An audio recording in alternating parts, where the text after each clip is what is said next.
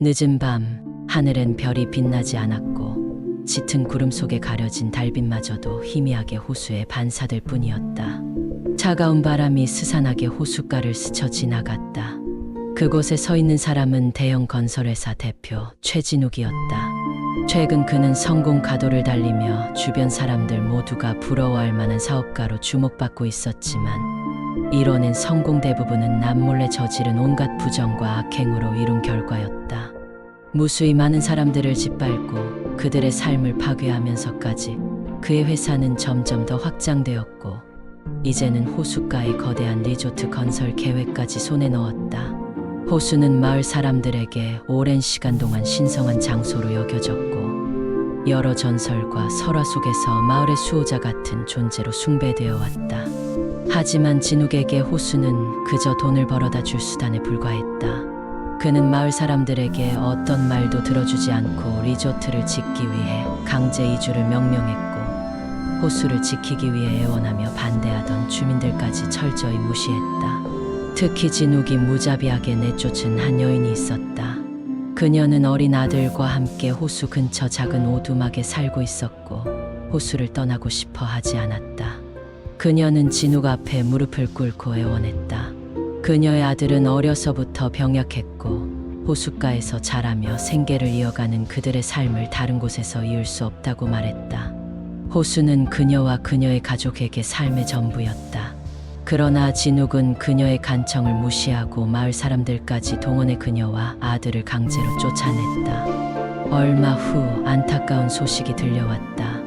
여인의 아들이 호수 근처에서 실종된 것이다. 소식이 전해지자마자 여인은 비를 맞으며 호수로 나갔고 그날 밤 호숫가에서 다시는 돌아오지 않았다.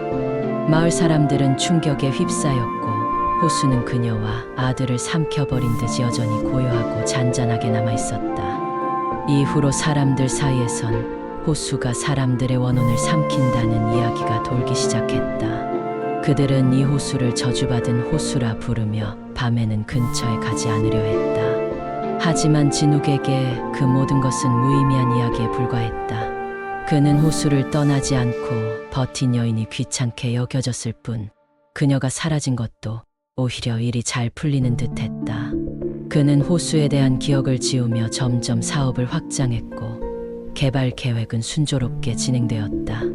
그는 호수의 신령이니 저준이 하는 이야기들에 전혀 귀 기울이지 않았다. 그날 밤도 진욱은 새로운 리조트 계획 현장을 살피기 위해 늦은 시간 홀로 호숫가에 나섰다. 비가 내리기 시작하면서 짙은 물 안개가 자욱하게 피어올랐고 습기 어린 공기가 그의 목을 감싸며 스산한 느낌을 주었다.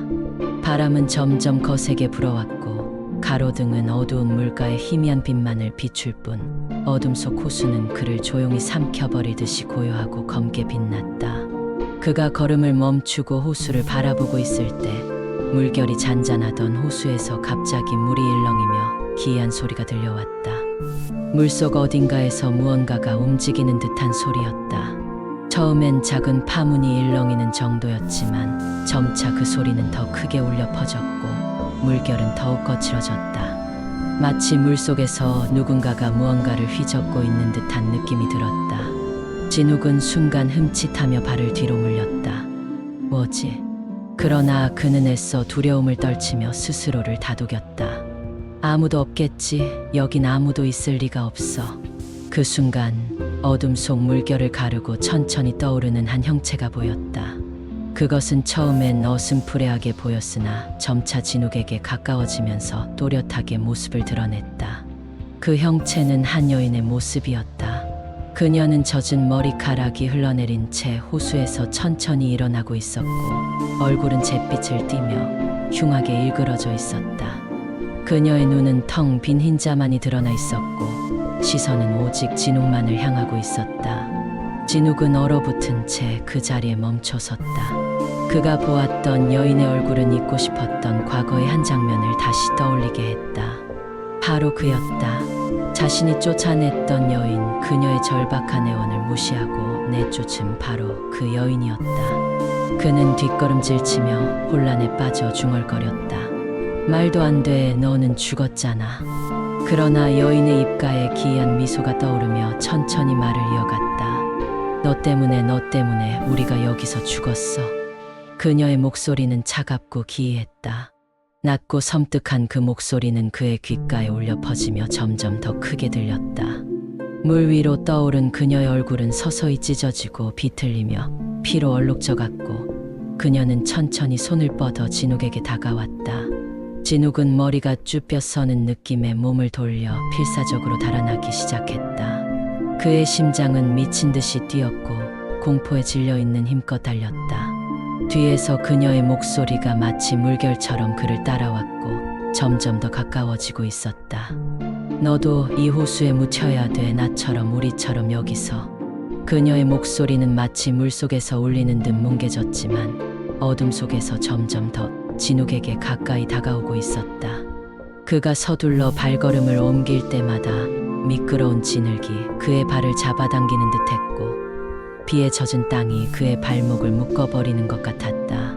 진욱은 다급히 도망치며 길을 찾아갔지만 시야는 어두운 안개로 가득했고 방향을 제대로 알 수가 없었다. 그때 발밑에서 갑자기 강하게 무언가가 그의 발목을 감싸며 그를 끌어내리기 시작했다. 진욱은 비명을 지르며 발을 빼내려 했지만 차가운 손이 그의 발목을 단단히 붙잡고 놓아주지 않았다. 제발 놔줘, 살려줘. 진욱은 절박하게 외쳤다. 그러나 그 손은 더욱 강하게 그의 발목을 잡아당기며 그를 물가 쪽으로 끌어당기기 시작했다. 그의 몸은 서서히 물속으로 잠겨갔고 차가운 물이 그의 무릎까지 차올랐다. 물속으로 그를 끌고 가는 손의 힘은 점점 더 강해져갔고 차가운 물은 그의 허리까지 차올랐다. 그는 허우적거리며 마지막까지 발버둥쳤지만 물귀신의 소나기는 더욱 강력하게 그의 몸을 조여왔다. 그는 발을 뺄 수 없다는 절망감에 빠졌고 그가 발버둥칠수록 물속에서 나타난 더 많은 손들이 그를 붙잡아 물속으로 끌어내렸다. 그의 머리는 물속으로 완전히 잠기기 시작했고 차가운 물이 그의 입과 코로 밀려 들어왔다. 그는 필사적으로 숨을 쉬려 했었지만 물은 그의 배 깊숙이 밀려들며 그를 질식하게 만들었다. 그가 눈을 감기 직전 물속에서 피로 물든 얼굴들이 하나둘 나타났다. 그들은 모두 비틀린 얼굴로 그를 응시하고 있었다. 그 얼굴들은 자신이 내쫓았던 사람들이었다. 마지막으로 그의 눈앞에 나타난 건 어린아이의 모습이었다. 그 아이는 깊은 원망이 서린 눈으로 그를 쳐다보며 손을 뻗었다. 진욱은 고통스럽게 몸부림치며 눈을 감았고 물은 그의 몸을 점점 더 깊이 끌고 갔다. 다음 날 아침 호숫가에는 아무런 흔적도 남아있지 않았다. 단지 어두운 물결이 잔잔하게 일렁이고 있을 뿐이었다. 마을 사람들은 소문으로 그가 사라졌다는 이야기를 들었지만 아무도 그가 물귀신에 끌려갔다는 진실을 알 수 없었다. 호수는 여전히 깊고 어두운 비밀을 간직한 채 무언가를 삼킨 듯 차분하게 남아있었다. 그 이후로도 호수 근처에서 이상한 일이 반복되었다. 밤이 되면 호숫가에서 수많은 비명과 울음소리가 들리기 시작했고 사람들은 두려움에 떨며 그 호수를 멀리하기 시작했다. 사람들은 그곳에 진욱이 물귀신이 되어 돌아와 호수를 떠나지 못하고 원혼들과 함께 울부짖고 있다는 소문을 속삭였다.